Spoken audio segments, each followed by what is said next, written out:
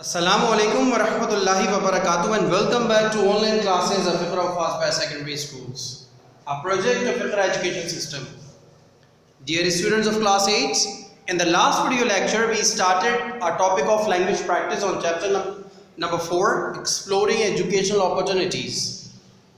And in that language practice, the topic is direct or indirect narration, and we discussed that there are 5 changes which take place when you are converting a direct sentence into indirect sentence. And in this video lecture we will be discussing all these 5 changes one by one. As I've told you earlier, these 5 changes are change of reporting verb, change of commas, change of pronouns, change of tense and change of adverb. So one by one we will discuss them here. Change number 1, change of reporting verb. Reporting verb की तब्दीली, और reporting verb कौन सा होता है हमारे पास भाई? set to होता है हमारे पास, ठीक है? अच्छा, इस set to को हम told, asked, requested, ordered या exclaimed में change कर सकते हैं या change करते हैं in fact, और depending upon kinds of sentence given inside inverted commas. ये जो inverted commas के अंदर जो जुमला दिया हुआ होगा, वो जुमला अगर declarative sentence होगा तो set to told में change होगा. अगर inverted commas के अंदर interrogative कोई जुमला दिया हुआ होगा, सवालिया जुमला, तो उसको set to को हम change करेंगे asked में.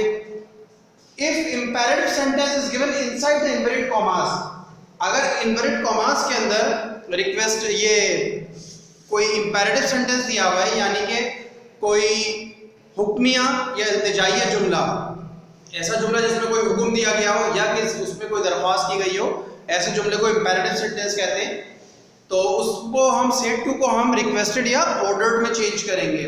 और अगर इन्वर्टेड कॉमास के अंदर एक्सक्लेमेटरी सेंटेंस गिवन है, we will change said to into exclaimed. Inverted commas के अंदर जो भी सेंटेंस गिवन होगा उसके मुताबिक सेट टू की तब्दीली होगी. जो जुमला दिया हुआ होगा उसको आप देख लीजिएगा कि ये एफर्मेटिव या नेगेटिव में दिया हुआ है. एफर्मेटिव या नेगेटिव सेंटेंस को हम डिक्लेरेटिव सेंटेंस कहते हैं, ठीक है? एफर्मेटिव या नेगेटिव सेंटेंस में दिया हुआ है तो टोल्ड से चेंज होगा. अगर इंट्रोगेटिव सेंटेंस दिया हुआ है तो आस्क्ड, इंपेरेटिव दिया हुआ है तो रिक्वेस्टेड, ऑर्डर्ड, एक्सक्लेमेटरी दिया हुआ है तो एक्सक्लेम्ड. मैं एक एक एग्जांपल इन सब की आपको दे देता हूं.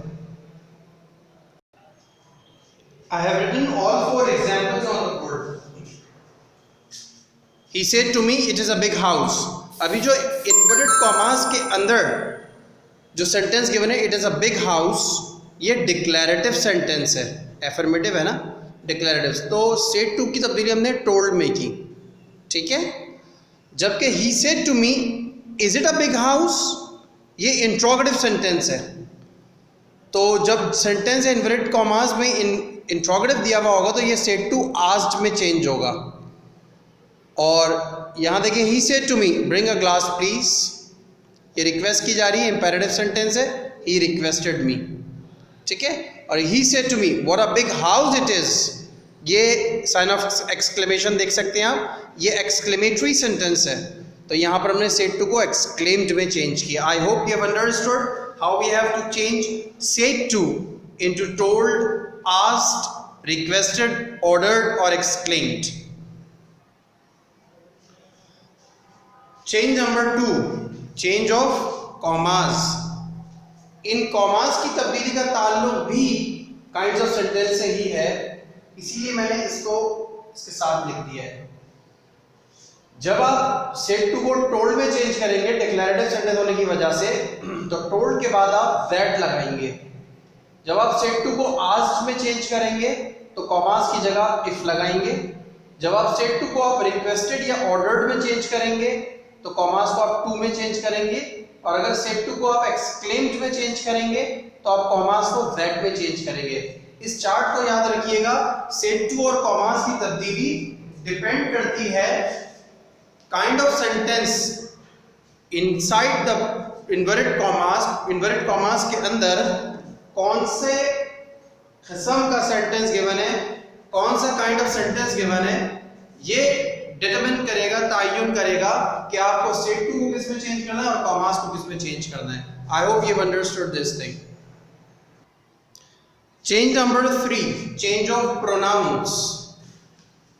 जितने भी प्रोनाउंस इनवर्टेड कॉमास में होंगे, आपको ये पता है कि प्रोनाउंस की तब्दीली इनवर्टेड कॉमास के अंदर होती है। अंदर के प्रोनाउंस तब्दील होते हैं, बाहर के प्रोनाउंस तब्दील नहीं होते। इनवर्टेड कॉमास के अंदर के प्रोनाउंस तब्दील होते हैं, इनवर्टेड कॉमास के बाहर के प्रोनाउंस तब्दील नहीं होते। अब ये इनवर्टेड कॉमास के अंदर के प्रोनाउन को कैसे तब्दील करेंगे, इसके लिए हमारे पास है सन टेक्निक, SON सन टेक्निक।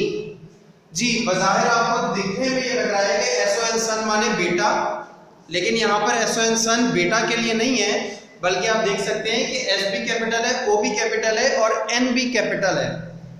तो जब तीनों लेटर्स कैपिटल हैं तो ये वर्ड नहीं बना, बल्कि ये एक्रोनिम हुआ।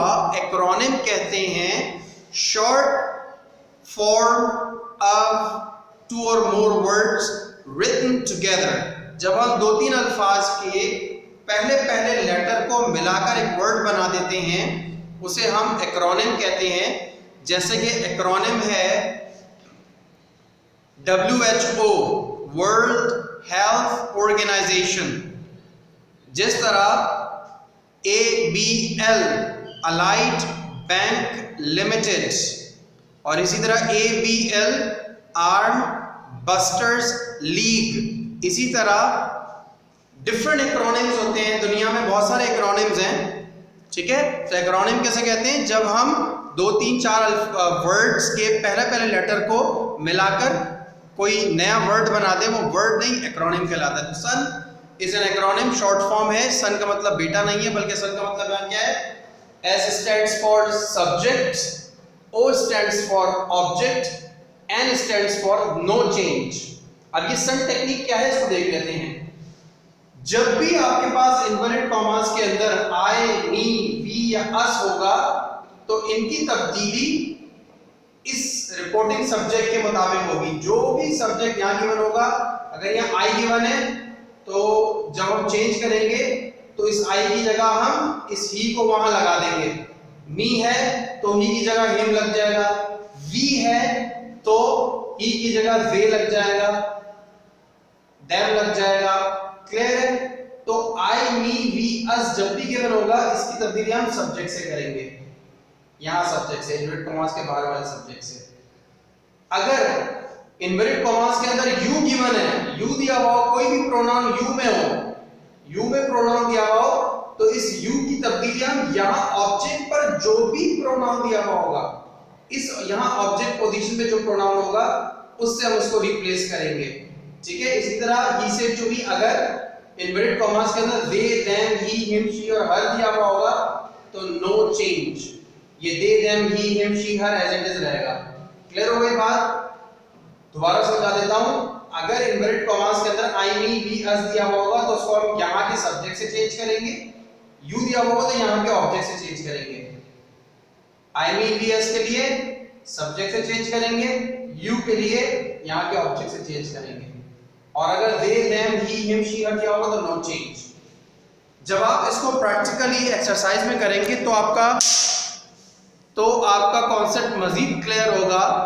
अभी जो मैंने आपको बताया वो शायद आपको कंफ्यूजिंग लगे, उसकी वजह ये है कि आपने अब तक इसको प्रैक्टिकली किया नहीं है। तो when we do the practice of these exercises given in our book, you will have clear concepts of change of pronoun. Okay, now we have changes number 4 and 5.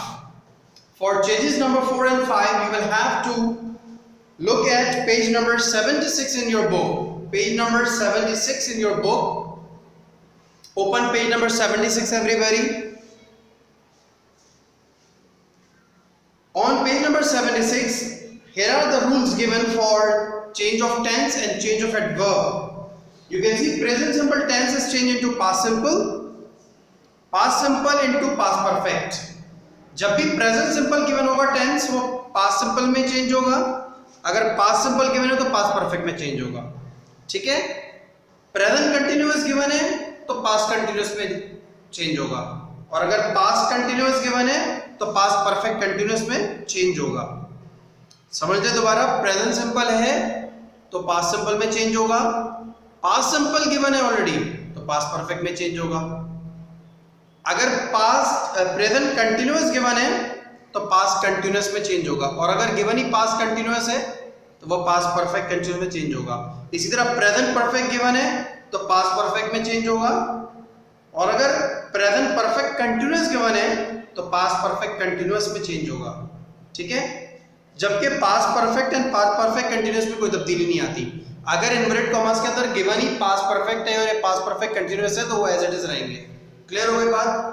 यानी कि प्रेजेंट के चारों, आसान अल्फाज में समझा दूं मैं आपको, प्रेजेंट के चारों पास्ट के चारों में चेंज हो जाएंगे।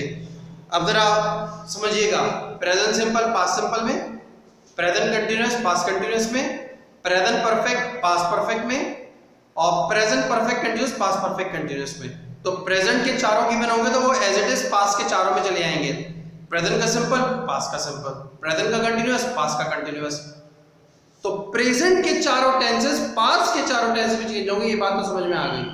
अब अगर पास्ट के टेंसेस गिवन है, पास्ट सिंपल गिवन तो पास्ट परफेक्ट में जाएगा, पास्ट कंटिन्यूअस गिवन है तो पास्ट परफेक्ट कंटिन्यूअस में जाएगा, जबकि पास्ट परफेक्ट और पास्ट परफेक्ट कंटिन्यूअस में कोई तब्दीली नहीं होगी। ये प्रैक्टिस करने से आपको आएगा। बाकी और मजीद इसमें थोड़ी सी एक्सप्लेनेशन है, इस बॉक्स के अंदर आप देख सकते हैं। I will show you the box. आप इस बॉक्स के अंदर देख सकते हैं, मजीद आपको एलेबोरेशन दी हुई है। विल वुड में चेंज होगा, शैल शुड में, मे गिवन है तो माइट में, कैन गिवन है तो कुड में, नाउ गिवन है तो देन, हियर गिवन है तो देयर, दिस दैट में, टुडे दैट डे में, टुनाइट दैट नाइट में, last night the previous night में, यस्टरडे द प्रीवियस डे में, टुमारो द नेक्स्ट डे में। तो आपको इनिशियली ये तब्दीलियां करते हुए ये सारी जो इंस्ट्रक्शंस मैं आपको बता रहा हूँ ये आपको याद रखनी पड़ेंगी, और आपको रेफ़र करना पड़ेगा, आपको वापस इस पेज पर आना पड़ेगा इन तमाम तब्दीलियों को समझने के लिए, याद रखने के लिए।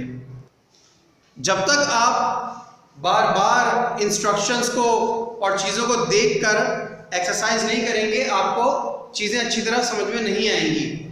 I think it's all for today. I am going to home assign you something today. Okay student, this is your home assignment. Memorize all the changes. ये जो मैंने 5 चेंजेस आपको सिखाई हैं, चेंज नंबर 1, 2, 3, 4 एंड 5, ये सारे चेंजेस आपको memorise कर दें, ताकि नेक्स्ट वीडियो सेक्शन में जब हम एक्सरसाइजेस सॉल्व कर रहे होंगे तो आपको कोई प्रॉब्लम नहीं होनी चाहिए। ठीक है? So we will meet again in the next video lecture and we will do the solution on the exercises given in the book. Till then, take very good care of yourselves. Assalamu alaikum wa rahmatullahi wa barakatuh.